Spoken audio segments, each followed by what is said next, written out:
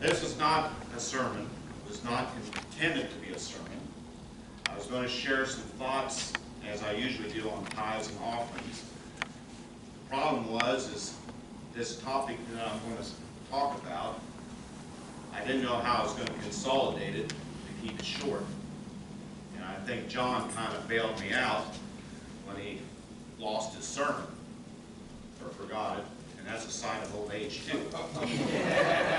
You're as young as you say you are. So anyway, as you know, I've been kind of having a series of talks about what's happening in this world today, especially in this country.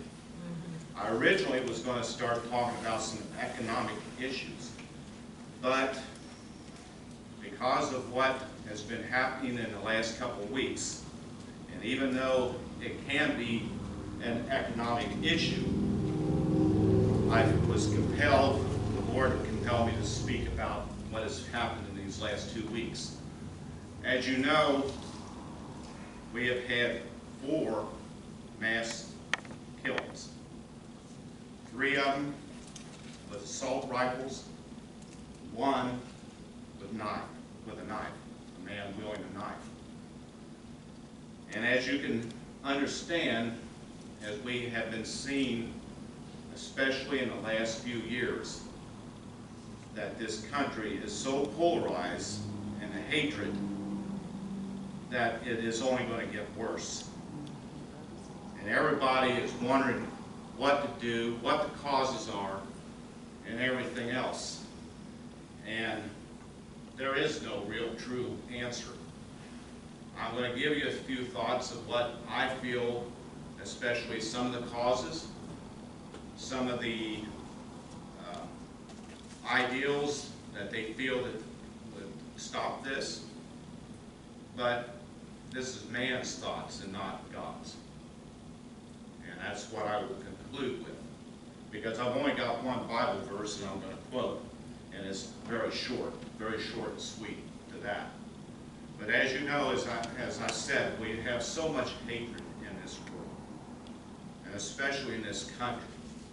And it has spilled over, especially in the last, probably about the last 15 years or 16 years, especially as far as mass killings. We have the first one. I mean, when I was a kid, I never saw or heard of, except for terrorist attacks in other countries. It never really started until the late 1990s when Columbine was the first mass shooting. Of course, that was a student, and that is some of the causes that we do see, is in schools where bullying and mistreatment, even a girlfriend or anything that can set someone off to take it out on innocent people. But as we have beginning to see, especially here in the last 2 years, it's been more what I call nationalistic thoughts, or what they're against, ethnic, religion, and any other social issues that people are against has been completely amplified and getting worse each year. And as we can see that, I have really talked about it because I see it in this area. I know what Caroline was talking about, and Karen was speaking about too, that it's getting closer to us all the time as we see it, what happened in Dayton. But I've lived in this area all my life. I know what people feel, what they think, and what they have said. And I'm not proud of it, because part of it is because of affirmative action, but also feeling that certain ethnic groups have taken their jobs away from them. And these are from Christian people, not atheists or anything else. These are people that confess that they're Christian. But I've noticed especially that especially in these, since the election, 2016 that it has gotten worse. And I want to say something, and I hope that nobody gets offended, because I'm not saying this in any derogatory event, because once the president we have right now was elected, and I go to a place, McDonald's now, where a lot of people get together and talk a lot. And the first thing that they was glad was that they got rid of a black person, because he was being a president, and also a woman as well. And I'm using a very kind word because it was a B word that they used there, and the other one was the N. So I'm just telling you that this resentment has been building for a long time. And they feel that that's the cause of it. Right now, most of it has been spoke about as far as with immigration. But it's awful funny that you see what is with immigration, that most of them felt that the Latinos were taking their jobs. But as you can see right now, there's jobs that needs to be fulfilled, and those were mostly the ones that Latinos were filling. And it can be addressed very quickly as far as if you want to get rid of it. But we also have seen something that I was very, remember myself and what I saw this week, where a few companies where ICE came in and took away a bunch of illegal immigrants working at those factories. And the one, they have been caught, I don't know how many different times. Cock Poultry is who it is. And they have a factory up there in Fairfield, and I can remember one day I had a delivery going in there, and all of a sudden I see 4 buses come in there and rounded up 4 busloads of illegals and took them out. So this is something that is happening and can be resolved very quickly. But as we see this type of hatred going on, it reminds me of what has happened in the past. And as you remember, in Germany, what occurred there. And it was the same actually the same economic issues. Because one thing that Hitler blamed was that the Jews had took all the wealth away from all of Germany. But that was not the case. It was actually, if you read history and go back into the Middle Ages, it was the Roman Catholic Church, because they preached that wealth was a sin, complete sin, and that nobody should own any type of wealth at all. They wanted to keep it a 2-class system as far as the wealthy and the poor. And so the Jews, they weren't taught that, so they took on jobs as being bankers, merchants, and everything else, and that was why they held it well. But because of the sentiment that was occurring in Germany at the time after the Depression, it was very easily to blame this all on different ethnic groups, and it ended up, as if you read, that what we're seeing now here in this country was occurring there in Germany. And a matter of fact, it ended up, I don't know if anybody knows this, in history it's called Kristallnacht. Yes. Yeah. Have you heard of it? Yes. You know what it's about? Yes. Broken windows, yeah. Ducked down all Jewish storefronts. That, they burnt all the books. They rounded up some of them. Matter of fact, that night, thousands of Jews were beaten, either beaten to death or beaten close to death, raped, and everything that you could believe occurred that night. And this is a civilized Christian country that it occurred upon. And so it reminds me of that, what has happened here. The same thing.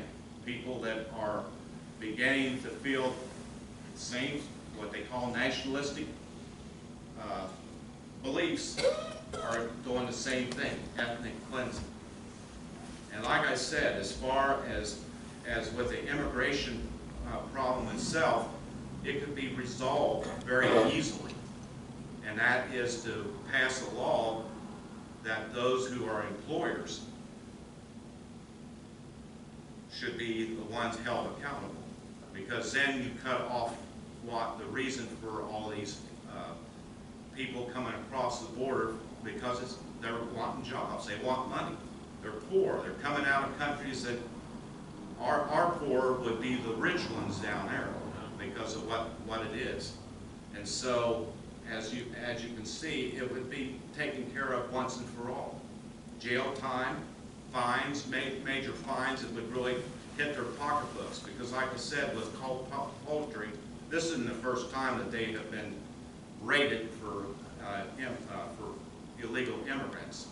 And I even know a friend of my wife that worked at, it was called Lopez, it also was Merle, the same thing there. When she worked there, it was all a lot of illegal immigrants that was there too. And I mean, you can put an end to it real quick. But they don't want to do that because the rich wants to exploit them. But they want to keep unrest and keep things going like it is. So that is one of the reasons that I would like, was talking about, as far as a lot of reasons what this mass killings are about. But as the one, as you know, the one in El Paso, that's why he went there. Because he knew there was a lot of Mexicans that was shot there, and he wanted to get rid of them. But also, the next thing is what we do. Now this is another controversial problem, and that's gun control. And I'm going to look at both sides. And I'm going to tell you right now, what I do say, I do own guns. I've got them locked in the cabinet at home. Used to be an avid hunter. I used to go bird hunting. I owned bird dogs and everything else, and did that, as well as I shot trap as far as competition, if you know what trap shooting is. And so I have nothing against guns whatsoever. And I'm going to take a look at both sides of the coin. First of all, I'm going to look on the pro side of the coin. Most of the pro side says we need more guns. We need everyone to carry a gun.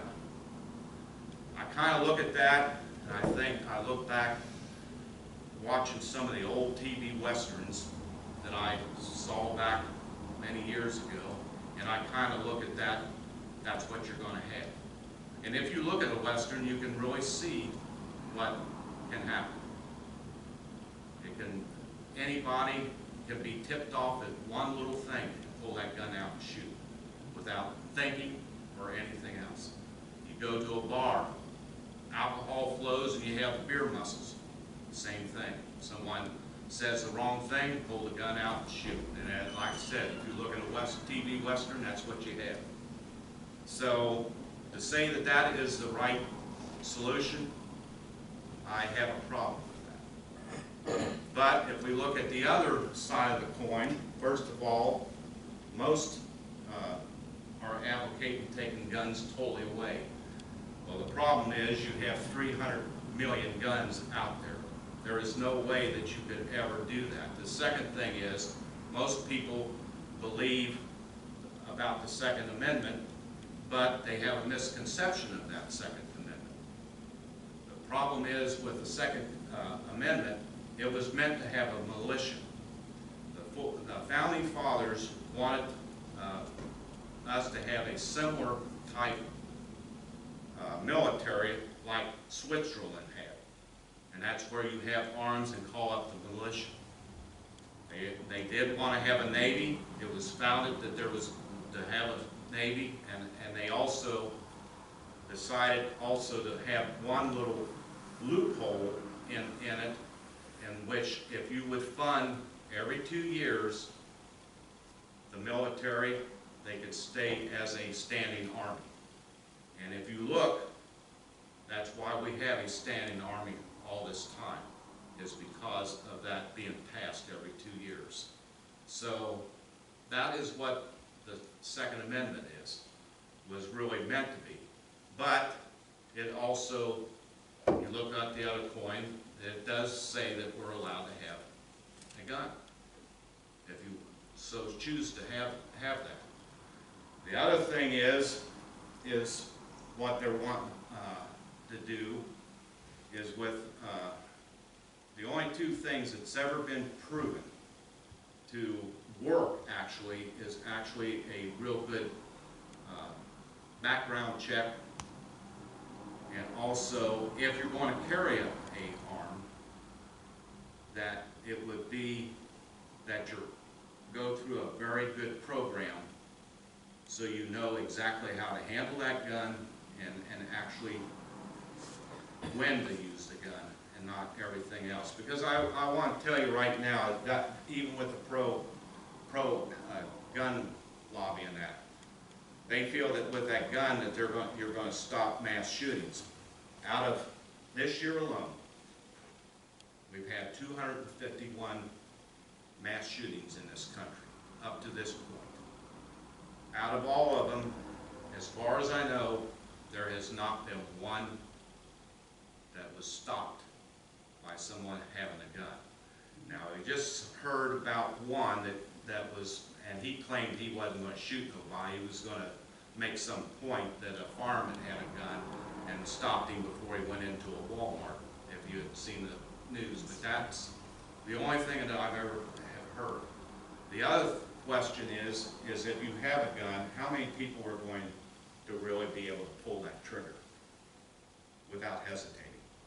Because when you're in that situation and someone's coming in here meant to kill somebody, are you going to be able to pull that trigger without thinking? The only ones that I know that would probably be able to do that, and that may not be 100% of the time, would be someone who's been in the military, or a police officer, something like that, that could do that. But most people are not going to be able to do that. They're going to hesitate. And so this leads to what I would like to talk about what Jesus said. Jesus told Peter, if you remember, I think is it Luke? Reference to? In the Garden of Gethsemane. Yes. Put up your Anyway, sword. I think it's in Luke. I'm not sure, because like I said, I wasn't intending on this being a sermon. So anyway, as you know the story, you have a mob coming to get Jesus to take him away. Peter did have a sword on.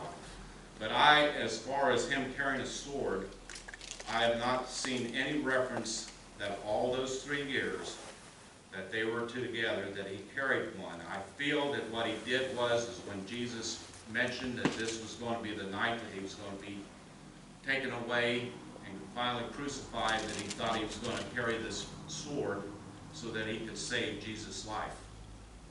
And so he ended up cutting the ear off of Caiaphas' servant. I believe that's who it was.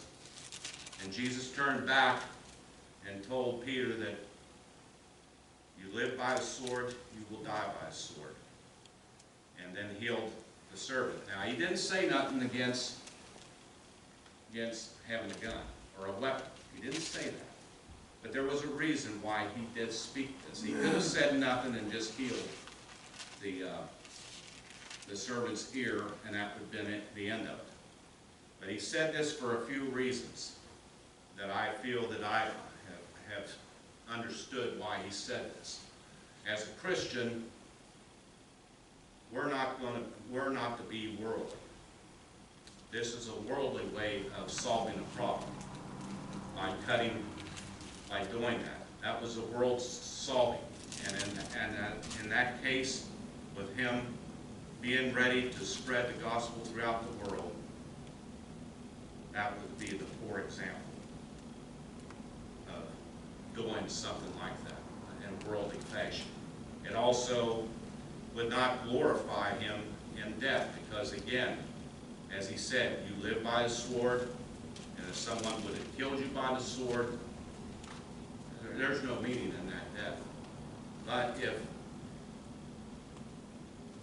he died the way that he did, he sowed a seed to bring others recognition of what Christ was and the spread of Christianity and the gospel by seed, by that representative willing to go to death.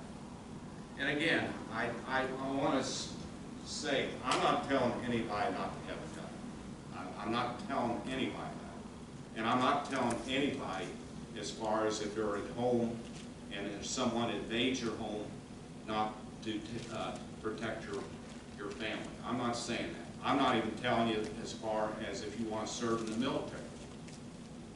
Whether that's wrong or right to serve in the military. That is between you and God. Because I look at David, and he was a soldier, yet God said he was a man of his own heart. So I'm not saying that. But again, as Christians, we have to really be very careful in what we do and what we say and everything else. Because, like I said, this is not going to get any better. It's going to keep getting worse. And right now, the attitude in this country, unless there would be one of the greatest revivals that I would ever see in the face of this earth, it is not going to heal anymore. There's too much polarization, too much everybody thinking they're right and the other person wrong, to the point that it's not going to turn back. I do not see it because we're in the end times. And this country is declining. It is no longer the great nation that it once was. It is still the superpower that we see that has been predicted in Revelation 13, and I feel that we're the last one. But at the same token, we're declining. And with all this hatred that is out there right now, it's just a disgrace to this country. It truly is. And the only way, as I said, what we have seen and what I just talked about, some of what people feel and what people think that they can solve these problems, is not going to solve it. If we don't come back to the Lord ourselves, you're never going to solve it. And I don't see it. And it is a shame, because we've got to accept Jesus as our Lord and Savior, because it's the only way. But we have went too far in the wrong direction. This country used to be a God-fearing country, but all it is now speaks about God. Just again, what is told in Scripture, that we have a form of Christianity, but we're not at all. So remember this, as we continue to see what's happening in this nation right now, that we need, just what John was talking about, we need to spread repentance and to turn back to God. But that's all we can do, because I feel that it's going to continue to get worse. Amen? Steve? Yes? I have something I want to add. Stay there. Yes, ma'am.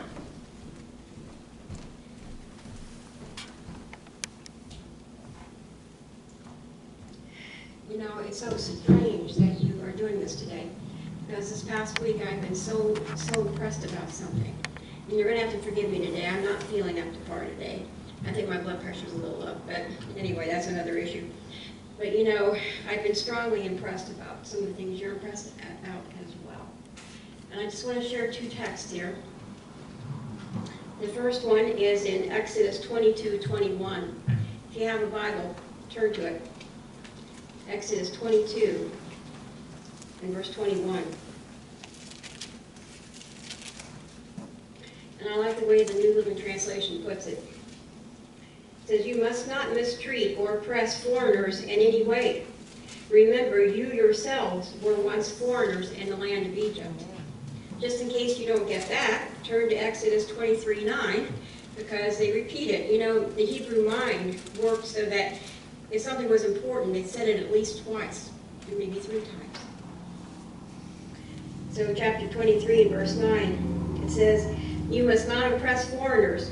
You know what it's like to be a foreigner, for you yourselves were once foreigners in the land of Egypt." Yes, so just what she's saying is this country was founded as immigrants. Yes. We're all come from families that immigrant to this country.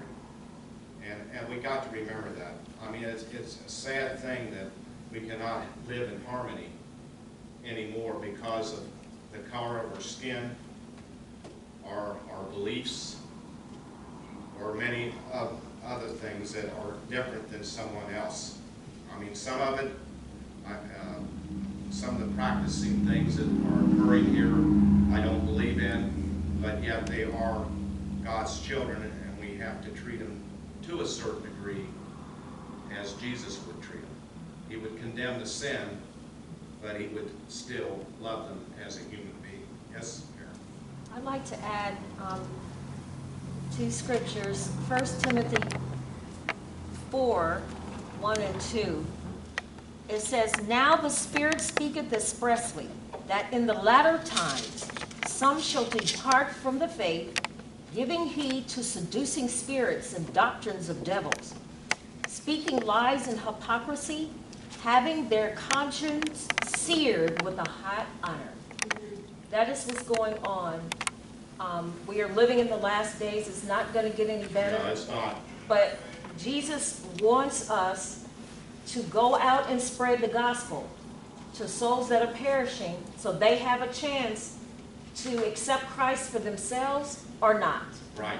That is our duty, and we must pray without ceasing for them as well as ourselves, and pray that they will give their lives to Jesus Yes, before and it's too also late. be an example to everyone as well. By precept and example. Yeah, we are because to like I witness. said, I mean, it's sad, since I've grown and lived on this earth and in this nation. I mean, I can remember even in our government, it didn't make any difference if you were a Democrat or Republican, that they were able to get along, they were able to pass laws.